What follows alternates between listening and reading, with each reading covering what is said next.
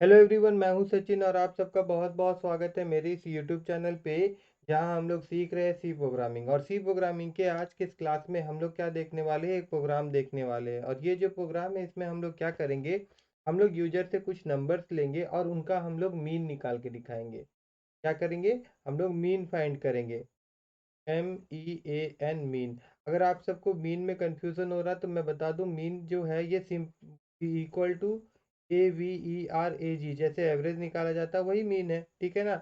हम लोग को क्या करना होगा कि सम करना होगा, और जितना नंबर का हम लोग सम किए रहेंगे उसको हम लोग किससे डिवाइड कर देंगे, एन से। मतलब वही नंबर जो रहेगा। फॉर एग्जांपल मान लीजिए कि यूजर से हम लोग चार वैल्यू लेते हैं, 1 2 3 4।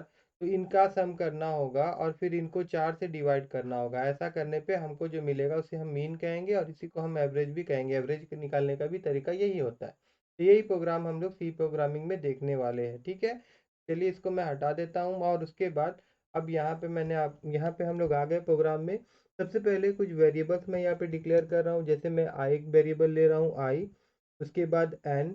उसके बाद में यहाँ पे हम लोग ए नाम का एक एरे ले रहे हैं। और इसमें कम से कम हम लोग 20 वैल्यू ले सकते हैं। अब वो डिपेंड करेगा कि यूज़र कितना वैल्यू इंसर्ट करवाना चाहता है, दैट मीन्स कितना नंबर का वो एवरेज फाइंड करना चाहता है। उसके बाद में एक वेरिएबल हम लोग और लेंगे जिसमें हम लोग सम करवाएंगे, क्योंकि मीन निकालने के लिए हमको एरे का सम करवाना होगा। तो इसका इनिशियल वैल्यू जो होगा वो हम लोग 0 रखेंगे। उसके बाद में एक वेरिएबल और लूंगा मैं। इसका डाटा टाइप मैं फ्लोट ले रहा हूँ। फ्लोट इसलिए ले रहा हूँ क्योंकि आप सबको पता ही होगा कि जब भी हम लोग एवरेज वगैरह फाइंड करते हैं या मीन फाइंड करते हैं तो जो वैल्यू मिलता है वो हम लोग को पॉइंट में मिलता है। और पॉइंट वैल्यू जो है वो इंटीजर में नहीं स्टोर होगा। इस कारणवश हम लोग फ्लोट डाटा टाइप ले रहे हैं। और इसका इनिशियल वैल्यू जो है वो मैं 0.0 रख ले रहा हूँ। उसके बाद में अब मैं यहाँ पे क्या करूँगा, मैं यहाँ पे लिखूंगा print F bracket, and then यहाँ पे मैं स्लैश एन यूज़ कर रहा हूँ। और फिर मैं यहाँ लिखूंगा enter the enter the number enter the number of element in array।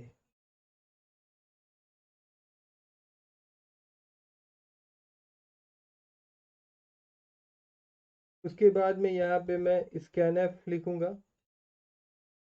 मतलब ये जो scanf का वैल्यू मैं ले रहा हूँ ये n के लिए ले रहा हूँ। मतलब यूजर से ये पूछा जा रहा है कि भाई आप कितना वैल्यू आप इंसर्ट करवाना चाहते हैं, है ना। और यहाँ पे मैं n दे दूंगा। अब ये डिपेंड करेगा यूजर के ऊपर में कि वो कितना वैल्यू इस पर्टिकुलर एरे में इंसर्ट करवाना चाहता है, ठीक है ना। उसके बाद अब हम लोग यहाँ पे लूप चलाएंगे। फोर लूप का इनिशियल वैल्यू, मतलब जैसे जो आपको पता होगा कि इंडेक्स कभी भी कोई भी वैल्यू स्टोर करता है, एरे में कोई भी वैल्यू हम लोग स्टोर करते हैं ना, तो उस इंडेक्स जो उसका जीरो से स्टार्ट होता है। तो इस प्रकार से आई का वैल्यू हम लोग जीरो से स्टार्ट करेंगे और कहाँ तक जाएगा, जो उसका साइज होता है उससे एक कम होता है ना। तो इस प्रकार से यहाँ हम लोग एन लिख देंगे और बोलेंगे कि वो लेस देन एन होना चाहिए। और फिर यहाँ पे आई का वैल्यू को हम लोग बढ़ा देंगे तो इंक्रीमेंट ऑपरेटर यूज कर लेंगे, फिर कर्ली ब्रैकेट ओपन क्लोज। और अब यहाँ पे मैं लिखूंगा simple print F bracket open close, and then यहाँ पे स्लैश एन। और यहाँ पे मैं लिखूंगा ARR। और उसके बाद में यहाँ पे मैं परसेंट दे रहा हूँ और इक्वल टू। उसके बाद मैं यहाँ पे ऐसे दे देता हूँ। मतलब ये जो आई का वैल्यू है ना वो मैं यहाँ पे प्रिंट करवाऊंगा। और उसके बाद में यहाँ पे मैं स्कैन है, ये ऊपर वाला लाइन जो मैंने लिखा है इसको आप अलग अलग तरीका से लिख सकते हैं, कोई दिक्कत नहीं है। ये थोड़ा अच्छा दिखेगा बोल के मैंने ऐसे लिखा है, ठीक है ना। और जो नीचे है इसी लाइन के वजह से जो वैल्यूज होगा वो हमारा एरे में इंसलाइज होगा। देखिए ये ऊपर वाला कुछ नहीं है, इतना आप नहीं भी लिखते, आप डायरेक्ट यहाँ पे प्रिंट लिखते और बोलते इंटर वैल्यू तो भी चलता, कोई दिक्कत नहीं है। ऐसे लिखने से क्या होगा कि यहाँ पे एरे और ये ब्रैकेट में क्या होगा, आई का वैल्यू आएगा तो पहले दिखेगा वो आपका I0। फिर मतलब एरे का जगह यहाँ मैं ए कर देता हूँ। मेरा जो एरे का नाम है, और उसके बाद इसका इंडेक्स यहाँ पे दिखते जाएगा और हम लोग यहाँ पे वैल्यू इंसर्ट करते हुए जाएंगे, ठीक है ना। उसके बाद में अब हम लोग को सम करवाना है, तो सम के लिए भी हम लोग को एक लूप जरूरत पड़ेगा। अगर मैं इसी लूप को यहाँ से कॉपी करूँ एंड देन यहाँ नीचे मैं इसको पेस्ट कर दूँ, और उसके बाद में ये सारा चीज़ तो हमको नहीं चाहिए, इसको मैं हटा देता हूँ। और ऊपर में जो सम नाम का वेरिएबल है उसको मैं लिखूंगा फिर प्लस इक्वल टू।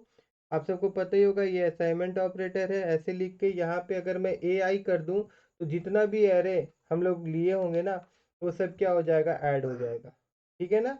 अब उसके बाद में अभी मेरे को क्या निकालना है, मीन निकालना है। तो ऊपर में मैंने मीन नाम का एक वेरिएबल लिया है, तो यहाँ पे इक्वल टू करूँगा मैं, और उसके बाद यहाँ पे मैं क्या करूँगा, सम डिवाइडेड बाय एन कर दूंगा। अभी एक बात और मैं बता दूं कि अब जो वैल्यू मिलेगा ना, उसमें पॉइंट रहेगा, मगर ये क्या है कि ये इंटीजर है। अगर आप नम का बात कर ले, एन का बात कर ले, या आप सम का बात कर ले, both are integer data type.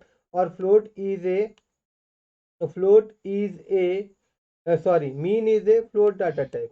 Mean is a float data type. तो यहाँ पे हमको टाइप कास्ट करना होगा, तो यहाँ पे मैं क्या करूँगा, फ्लोट लिख दूंगा। ये जो कर रहे हैं हम लोग, इसको क्या बोलते हैं, टाइप कास्टिंग बोलते हैं।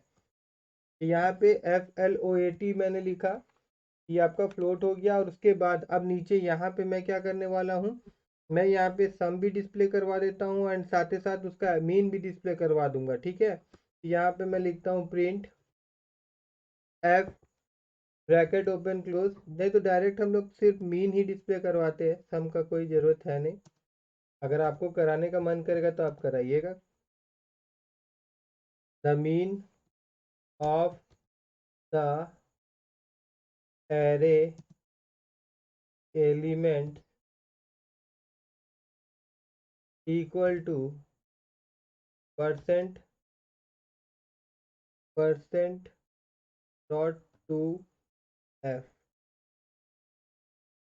और उसके बाद कॉमा एंड देन यहाँ पे हम लोग वेरिएबल का नाम दे देंगे, ठीक है। इधर थोड़ा स्पेस दे देता हूँ। अब इसको मैं यहाँ पे सेव कर रहा हूँ, और right click and then CMD में मैं इसको ओपन कर रहा हूँ।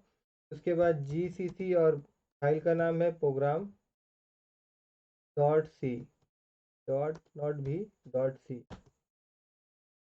और उसके बाद ए एंड देन टैब।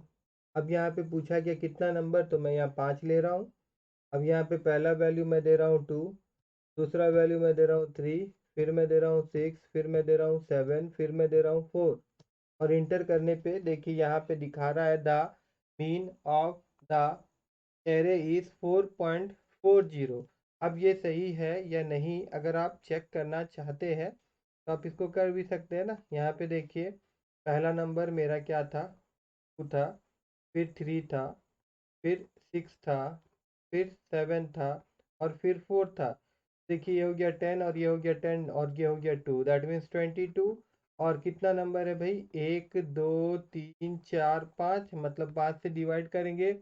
तो 22 को अगर हम लोग 5 से डिवाइड करते हैं, 22 को अगर हम लोग 5 से डिवाइड करते हैं तो क्या हो जाता है, 5 4 जा 20 मिलता है, 5 4 जा 20, और फिर 2, फिर यहाँ पे पॉइंट एंड देन यहाँ 0, और उसके बाद में फिर हम लोग क्या लिखेंगे, 4, और यहाँ पे 20। तो इस प्रकार से 4.4 आ रहा है, और हमारा आंसर भी 4.4 आ रहा है, मतलब ये सही काम कर रहा है।